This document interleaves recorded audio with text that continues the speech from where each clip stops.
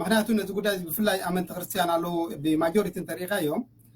ኣብዚ ሃገር ኣስላማይ እንተመፂና እምነት ኣብ መንግስቲ ኣስላማይ እንተ ሒዙ ሳየንብረናን እዩ ገለ ዝብል ኣበሃህላ ተኮስኪሶምሉ ዝዓበዩ ነገራት ኣሎ ከምዚ ሕጂ ክብሎ ፀናሕና እስልምና ጅሃድ እዩ እስልምና ቀታሊ እዩ እስልምና ሓራዲ እዩ እስልምና ጨኳኒ እዩ እንዳበልካ ዝበሃል ኣበሃላ ምስ ከምኡታት እቲ ማይንድሴት ከምኡ እንዳበሉ ዝዓበዩ ሰባት ኣለዉ እዚ ዝበልካዮ ከዓ ብንፁር ገሊፅካ ኣለካ ግን ንሕና ኣብዚ ሃገር ከም ክርስቲያንን ሙስሊምን ከመይ ኮይና ክንነብር ኣለና ኢልካ ትሓስብ ኣብ ሰለስተ ነገር ፃውዒት ፅውዕዎም ወይ ኣብ እስልምና እተው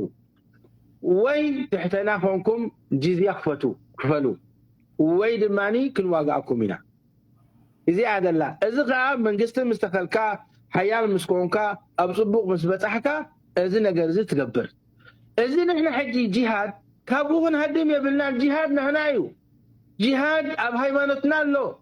ኣያት ናይ ቁርኣን ከሪም ካብ 34 ዝኾነ ኣያ و45 ዝኾነ ኣያት ናይ ቂታልን ናይ ገለን ድሕሪ ሓዊስካዮ ብዙሕ ዘሎ ቁርኣን ንሕና ክንዛረብ ከለና ስሕተት መምህራንኩም ክዛረቡ ከለዉ ሓቂ ክትኸውን ዘይትኽእል እንድያ ኣብ ቁርኣን ሲ ቅተል ዝብል ቃል የለን ኢልኩም ደረቕ ዝኾነ ኣሉታ ወይ ከዓ ሓሶት ክትዛረቡ ከለኹም ትስማዑ ኢኹም ገለ ኣሕዋትና መስሉ ኖ ኣብ ቁርኣንኩም ቅተል ዝብል መሊኡ ኣሎ ኦኬ ጅሃድ መሰረታዊ ጉዳይ ምዃኑ ኣብ እስልምና ተፃሒፉ ኣሎ እዚ ነገር እዚ ንዘመናት ዘይንበብ ስለ ዝነበረ ኣባና ተሸፊኑ ስለ ዝነበረ ዘመኑ ኣሁሉ ግን ሰብ ከንብቦን ክርእዮን ክፈልጦን ስለ ጀመረ ግን ሕጂ ከም መማረፂ ትጥቀምሉ ዘለኹም ከይዲ ምሕሳው ምሽፋን እዩ ኣብ ወንጌል ጎይታ እንታይ ኢሉ ነይሩ ዘይቕላዕ ክድን የለን ኢሉ 20 ጊዜ ሚልዮን ጊዜ 1000 ጊዜ እንተ ደኣ ሸፈንኩሞ ነገር ግን ዘይወፅእ ኣይኮነን ምክንያቱ ወለዶ የነብብ ኣሎ ይርዳእ ኣሎ ይፍትሽ ኣሎ ይነቅሕ ኣሎ እሱ እዩ እቲ ፅሑፍ ሒዝዎ ዘላ ኣስተምህሮ ኣዝዩ ሓደገኛ ኣስተምህሮ እዩ ኣብ ቁርኣንኩምን ኣብ ሓድሳትኩምን ዘሎ ነቢይኹም ኮነ ናይ ነቢይኹም ተኸተልቲ ብተግባር ዝነብሩ ኣብ መቕተል መሰረት ዝገበረ ናይ እስልምና እምነት ምስፍሕፋሕ እዩ እዚ እናሃለወ ግን ንስኻትኩም ኣይተተግብርዎን ሕጂ ሰራዓ ዘለዎ ዓዲ ኣይትመሓደሩ ልክዕ ከም ዝመምህርኩም ዘሎ ኡስታዝኩም እዩ ዝናገር ዘላ ኣብዚ መምህር እዩ ዑላማ እዩ ሼክ እዩ ዝዛረቦ ዘሎ እንታይ መኣዚ እዩ ከምኡ ዝኾን ግን ስልጣን ምስ ረኸብካ እዩ ዝብል ዘሎ መኣዚ ስልጣን ምስ ረኸብካ ሓይሊ ምስ ረኸብካ ጅሃድ ግዴታ እዩ ጅሃድ ናትና እዩ ኣብ ቁርኣንና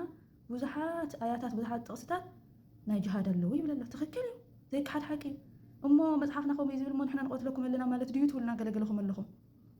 ሸሪዓ የለን እዩ ኣባና እንደገና ከዓ ናይቲ ማሕበረሰብ እሴት ወይ ከዓ ናይ ባህሊ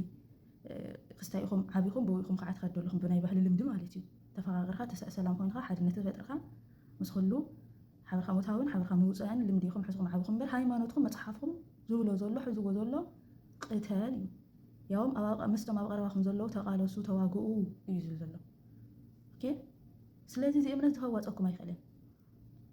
እዚ እምነት እስካብ ዘለኣለም ክቐፅለኩም ኣይኽእልን እዩ ቅተል ዝብል ኣብ ቅተል ዝተመስረተ እምነት ሰይጣናዊ እምበሪ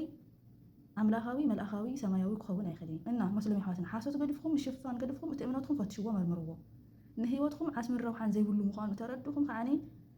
ናፍቲ ናይ ሰላም ኣምላኽ ናፍቲ ምስ ሰብ ኩሉ ብሰላም ክትነብሩ ናፍቲ ናይ ዘለኣለም ሂወትን ዓስብን ዕረፍትን ዝርከበሉ ሕያው ኣምላኽ ክትመፁ ፃውዕት ንገብረልኩም ኣለና የሕዋት መፅሓፍ ቅዱስ አንብቡ ክርስትና እንታይ እዩ ዝብል ረኣይዎን መርምርዎ እዚ ኣብ ቅተል ዝተመስረተ እምነትኩም ካብ መን እዩ ተመስርቱ ንምንታይ እዩ ከምኡ ኮይኑ ኢልኩም ድሕረ ባይታ ፈትሽዎ ናይ ልምዲ እምነት ኣየዋፀኩምን እዩ ብግለሰባት ዝመፅእ እምነት ከድሕነኩም ኣይኽእልን እዩ ናይ ኣምላኽ ምግላፅ ማለት ርእሱ ናብዚ ዓለም ዝገሊፁ ዝሰበኾ ህይወት ዝርከቦ ኣስተምህሮ ንክትፈልጡ ኣእምሮኹም ኣስርሑ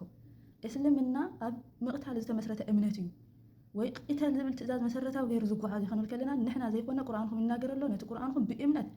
ኣመን ኢሎም ተቐቢሎሞ ዘለዉ መምህራንኩም ከዓኒ ጅሃድ ናትና እዩ ክብልኩም ከለዉ ትሰምዕዎ ኣለኹም እዚ እዩ ዘሎ ቴንክ ዩ